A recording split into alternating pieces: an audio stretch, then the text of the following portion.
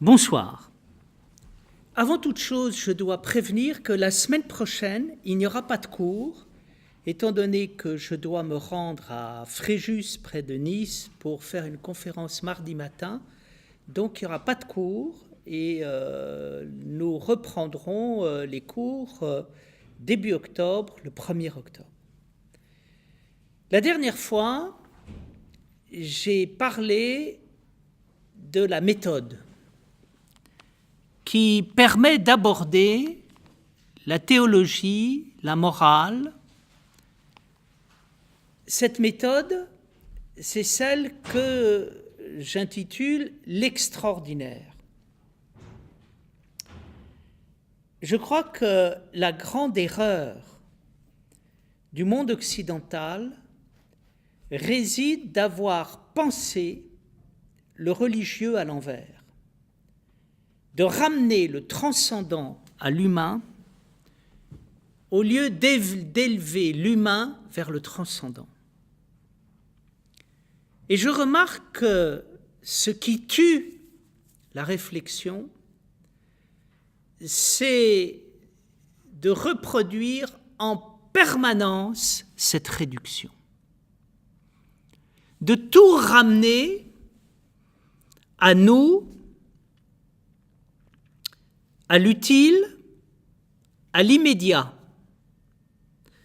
d'être de ce fait dans un monde égocentré, sous prétexte d'être humain, concret, actuel, on finit par être totalement vide et par tuer ce qui fait l'essence de l'existence. Il me semble que là, nous sommes en péril, en danger.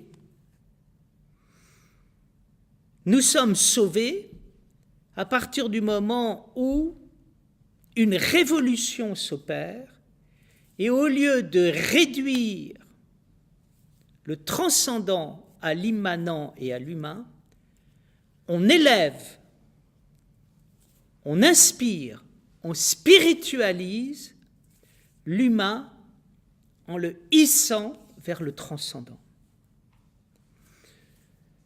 Il y a quelques années de cela, j'ai été invité à Strasbourg dans le cadre de journées chrétiennes organisées par le journal La Vie, et nous étions invités à commenter un certain nombre d'images du Christ. Et moi, j'avais choisi une icône.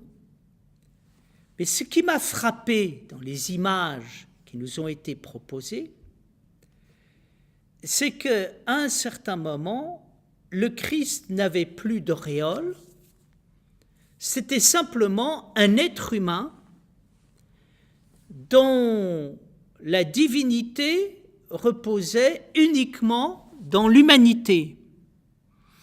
Qu'est-ce qui fait que Dieu est Dieu ? C'était, au fond, il était humain, très humain. Et moi, j'ai essayé de montrer que qu'est-ce qui fait que l'homme devient homme ?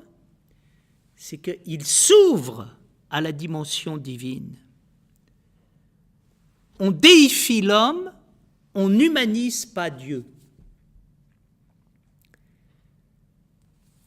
Ça se voit très bien dans l'abord de la parole et des Saintes Écritures.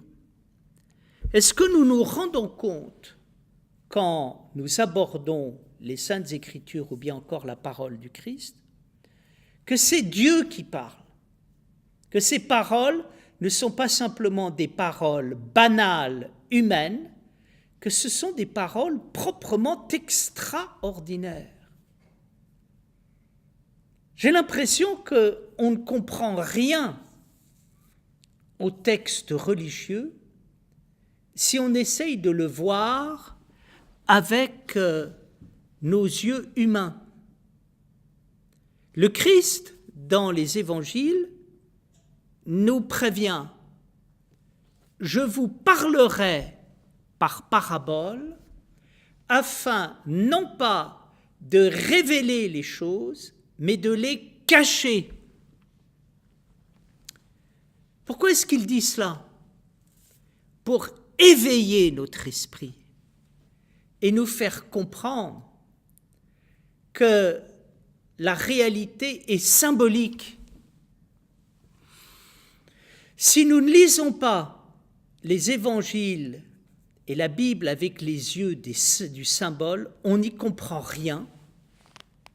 Et du coup, peu à peu, le texte perdant toute sa substance, on finit par ne plus y croire. Donc la dernière fois, j'ai parlé de l'extraordinaire comme conscience profonde de l'existence et expérience du Christ. Qu'est-ce que c'est que l'expérience de l'extraordinaire? C'est l'expérience de l'existence réellement existante. Qu'est-ce qui se passe quand je fais l'expérience de l'existence réellement existence? J'entends résonner mon existence dans l'infini. Et je m'aperçois qu'il y a une relation entre le plus intime de moi-même et d'autre part le plus transcendant. Il y a quelque chose de transcendant dans l'intime, il y a quelque chose d'intime dans le transcendant. Et quand je vis ensemble la relation entre l'intime et le transcendant, je découvre un autre à l'intérieur de moi qui me parle et qui me guide. Et là, le terme Seigneur a du sens. Je découvre le principe qui guide mon existence d'une manière souveraine et inspirée. Je fais l'expérience du Christ. Qu'est-ce que c'est que faire l'expérience du Christ? C'est faire l'expérience en moi de cet autre à la fois intime et transcendant avec qui je dialogue et qui me guide à travers ce dialogue. Je découvre en ce sens l'existence véritable. Qu'est-ce que c'est que exister véritablement? C'est faire exister à l'intérieur de moi-même le meilleur de moi-même. Et le meilleur de moi-même, c'est un autre qui n'est pas moi, mais qui me permet d'être moi, et même d'être mieux que moi. Là, nous vivons le mystère de la personne.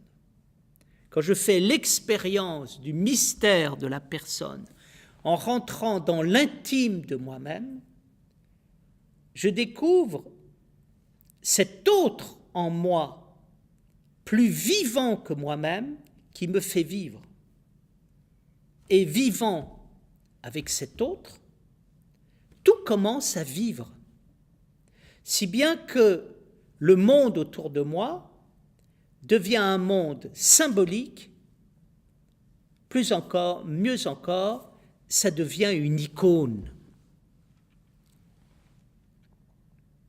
Dieu est vivant et la vie a quelque chose de divin. Et la relation entre les deux nourrit mon existence et mon être profond.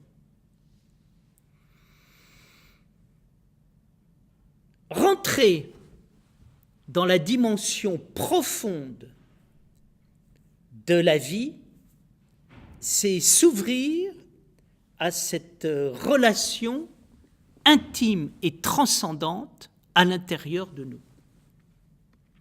Par là même, ça permettait de comprendre ce que veut dire la théologie morale. Nous vivons dans un monde où la morale et la théologie s'opposent. Dans le monde d'aujourd'hui, pas question de parler de morale et encore moins de parler de morale théologique. Nous vivons l'absence et de la morale et de la théologie et bien évidemment de la morale théologique.